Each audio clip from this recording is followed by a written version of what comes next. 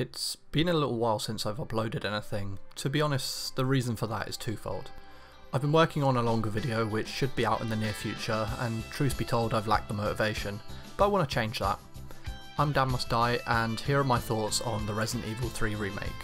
To make things a bit easier, I'm going to be referring to this one as Remake 3. There will be some spoilers, but nothing too drastic. Feel free to come back after you've beaten the game if you don't want anything spoiled.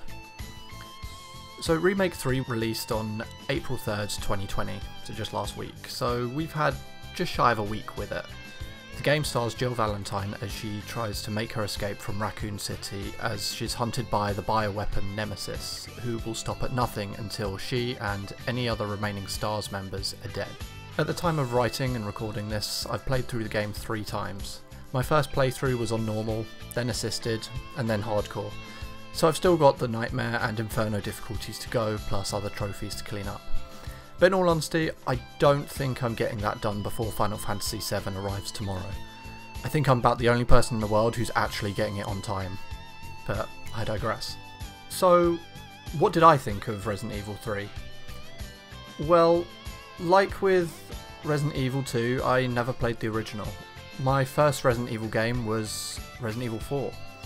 So I don't have any particular kind of nostalgia for the originals, plus after buying the original Resident Evil remake on PS4 a couple of years ago, I wasn't keen on the old style of Resident Evil.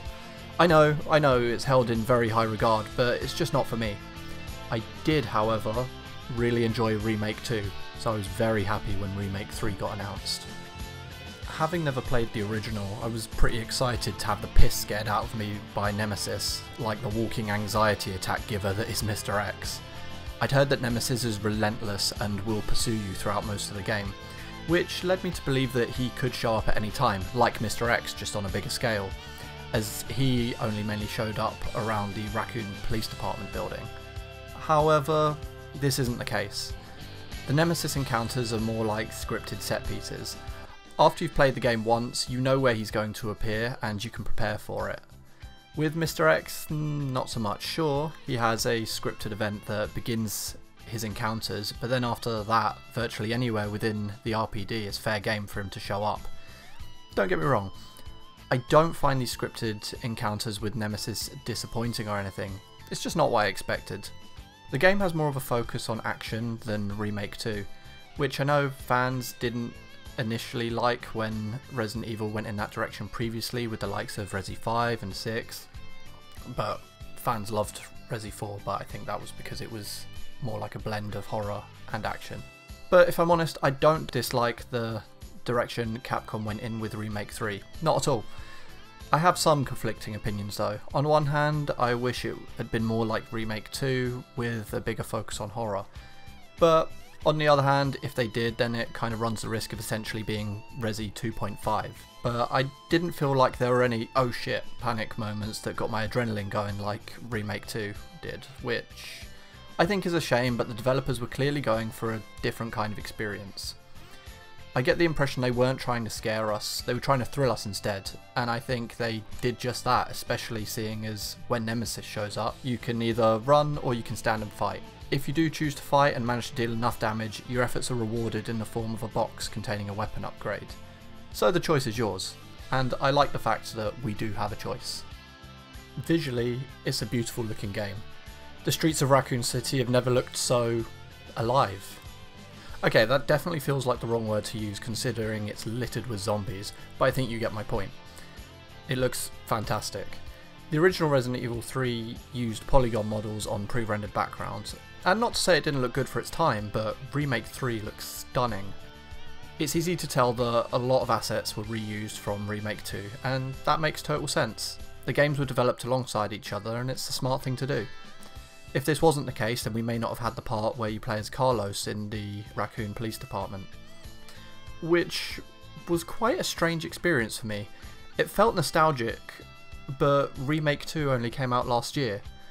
Or it was just a sense of familiarity, but either way it made for a pleasant experience and seeing things get set in place for Remake 2. Like seeing how Marvin got infected, or how the corpse in the west area ended up hanging off the pipe in the ceiling. The gameplay is largely the same, which isn't a bad thing. If it's not broken, don't fix it. If anything, the controls feel a bit tighter compared to that of Remake 2. However, one noticeable new mechanic the developers added is the quick step, which, if timed right, will let you avoid a grab from a zombie, or any attack really, which will save you taking damage. There's also the perfect dodge, which, if you use exactly the right time, you can move out the way of an attack, and if you aim your gun, it'll automatically aim at an enemy's weak spot, usually their head. Sometimes a well-timed dodge can be the difference between life and death. I think it's the best new mechanic that I never use. I never use it because of my muscle memory from Remake 2, but that's on me, it's not a complaint about the game at all. One thing I'm not going to do is compare the characters of Remake 2 to Remake 3. I don't really have much preference between them, I think they all have their own merits, but I do want to take the time to talk a little about the main protagonist of Remake 3, Jill Valentine. Aside from having a cool sounding name, I didn't really know a great deal about her. I knew that she's part of the original Resident Evil, but like I said, I never finished that because it's just not for me. Plus, when I did play it, I played as Chris. Jill is a part of the Special Tactics and Rescue Service, or STARS for short. STARS are an elite special forces division under the jurisdiction of the RPD, which, if it's not already clear, she's a trained badass who knows how to handle herself, which also means she doesn't take shit from others either. And I really like her redesign too, but I do prefer using the old costume. Overall, I think Jill Valentine is a great character, but I'm not going to go into too much detail because I think you should really experience it for yourself. So where does that leave us? Do I recommend the game? Yes, absolutely. Should you spend £50 on it? Yes, if you're going to play it more than once. If you're the sort of person who will play a game once and then not touch it again, then I'd say wait for it to go on sale. The reason I say this is because Remake 3 is a short game. The first playthrough might take you about 8 hours or so, and then any subsequent run is going to maybe take a couple of hours. Don't get me wrong, it being short doesn't make it bad, but I felt it did leave me wanting more, and I can appreciate that for some people this would leave a bad taste in their mouth. If you've not played either of the recent Resident Evil games and want a place to start, I'd say go with Remake 2.